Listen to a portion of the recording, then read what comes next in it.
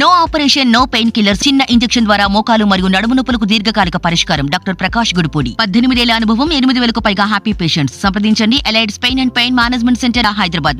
తెలంగాణలో కొత్తగా ఎలాంటి భవనాలు నిర్మించబోమని, కొత్త వాహనాలు కొనే ప్రసక్తే లేదని సీఎం రేవంత్ రెడ్డి తెలిపారు.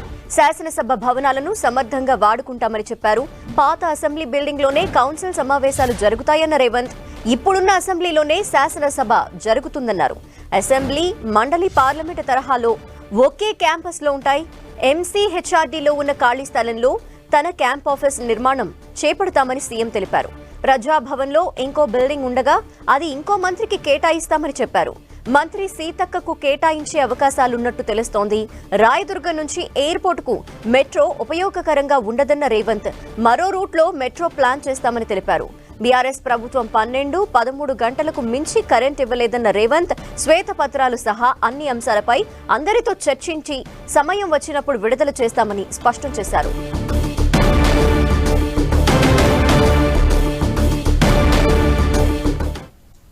కంప్లీట్ డీటెయిల్స్ మా ప్రతినిధి కొండలు అందిస్తారు. కొండల్, రేవంత్ చేసిన వ్యాఖ్యలకు సంబంధించి టోటల్ గా డీటెయిల్స్. అంటే నిన్న ముఖ్యమంత్రి రేవంత్ రెడ్డి అసెంబ్లీ పరిసరాలన్నీ ఆయన బై వాక్ నడుస్తూ పరిశీలించిన నేపథ్యంలో కొత్త భవనాన్ని శాసనమండలి కోసం నిర్మిస్తారన్న వార్తలు వచ్చాయి. దీనిపైన ముఖ్యమంత్రి రేవంత్ రెడ్డి స్పష్టత ఇచ్చారు. మీడియాతో చిట్చాట్లో ఎలాంటి మండలి కోసమైనా ఎలాంటి కొత్త భవనాన్ని నిర్మించడం లేదని ఆయన స్పష్టం చేశారు. ప్రస్తుతం ఉన్న అసెంబ్లీలోనే అసెంబ్లీ కొనసాగుతుంది, శాసనసభ కొనసాగుతుంది. ఇక శాసన మండలికి వచ్చి ప్రస్తుతం జూబ్లీ హాల్లో శాసన మండలి కొనసాగుతూ వస్తుంది గత ప్రభుత్వం ఉన్నప్పటి నుంచి. అయితే దాన్ని ఈ అసెంబ్లీ ప్రాంగణంలో ఉన్న పాత అసెంబ్లీ భవనం, అంటే ఉమ్మడి రాష్ట్రంలో అసెంబ్లీగా కొనసాగిన భవనం, నిజాం కాలంలో నిర్మించిన భవనం, అక్కడనే అసెంబ్లీ శాసనమండలిని కొనసాగిస్తామని చెప్పడం ద్వారా ఎక్కడ శాసనమండలికి కొత్త భవనాన్ని నిర్మించడం లేదన్నది చాలా స్పష్టంగా చెప్పారు. దీంతో అసెంబ్లీ, శాసనమండలి, శాసనసభ రెండు ఒకే ప్రాంగణంలో జరుగుతాయి. ఇది కొంత అధికారులకే అనుకోండి, మంత్రులకే అనుకోండి, సిబ్బందికి అనుకోండి చాలా కన్వీనియంట్గా ఉంటుంది పార్లమెంట్ తరహాలో అన్నది ఒక స్పష్టత ఇవ్వడం జరిగింది. ఇక ప్రజాభవన్కి సంబంధించి కూడా ఆయన స్పష్టత ఇచ్చారు. ప్రజాభవన్లో ప్రస్తుతం ప్రజావాణి కార్యక్రమం అక్కడనే కొనసాగిస్తుంది. దానిలో భాగంగా దాంతోపాటు డిప్యూటీ సీఎం బట్టి విక్రమార్కకు ఒక బిల్డింగ్ను కూడా నివాసంగా డిప్యూటీ సీఎం నివాసంగా ఇవ్వడం జరిగింది. అయితే దాంట్లో ఇంకొక భవనం కూడా ఖాళీగా ఉంది. ఆ భవనాన్ని మరో మంత్రికి ఇస్తామని చెప్పి కూడా సీఎం రేవంత్ రెడ్డి స్పష్టం చేయడం జరిగింది. ఇక మిగతా ఉన్న భవనాన్ని అటు ప్రజావాణి కార్యక్రమం కొనసాగుతుంది కాబట్టి దానికోసం వాడుకుంటామని చెప్పి స్పష్టత ఇచ్చారు. ఇక కాన్వాయ్కి సంబంధించి కూడా చాలా క్లారిటీగా చెప్పారు. సీఎం కాన్వాయ్ అన్నది దాదాపు 1.5 year బ్యాక్ కొత్త కాన్వాయ్ వచ్చింది. ఆ కాన్వాయ్ని ఎట్టి పరిస్థితుల్లో మార్చేయలేదు. అదే కాన్వాయ్లో తాను తిరుగుతాను, ఎలాంటి కాన్వాయ్ని తీసుకోనని చెప్పి కొత్త కాన్వాయ్ని ఎక్కడ పర్చేజ్ చేయనని కూడా చెప్పడం జరిగింది. దీంతో పాటు ప్రస్తుతం క్యాంప్ ఆఫీస్ అన్నది సీఎంకు క్యాంప్ ఆఫీస్ లేదు. ప్రస్తుతం గత సీఎం కొనసాగించిన క్యాంప్ ఆఫీస్ ఇప్పుడు ప్రజాభవన్, పూలే ప్రజాభవన్గా మారింది. అక్కడనే డిప్యూటీ సీఎం బట్టి విక్రమార్క ఉన్నారు. మరో మంత్రికి అక్కడ ఇచ్చే అవకాశం ఉంది. దీంతోపాటు క్యాంప్ ఆఫీస్ అన్నది సీఎంకి లేదు కాబట్టి ఎంసీఆర్హెచ్ఆర్డీలో జూబ్లీహిల్స్లో ఉన్న దాంట్లో అక్కడనే ఒక ఖాళీ స్థలంలో ఒక భవనాన్ని నిర్మించుకుంటాం, అది క్యాంప్ ఆఫీస్కు దాన్ని ఉపయోగించుకుంటామని చెప్పి రేవంత్ రెడ్డి క్లారిటీ ఇవ్వడం జరిగింది. జూబ్లీహిల్స్లో ఉన్న ఎంసీహెచ్ఆర్డీ ప్రస్తుతం 33 ఎకరాల్లో ఉంది. అక్కడ ఐఏఎస్, ఐపీఎస్లకు ట్రైనింగ్ అనుకోండి, ప్రభుత్వానికి సంబంధించిన మ్యాన్ పవర్కి అక్కడ శిక్షణ కొనసాగుతుంటుంది.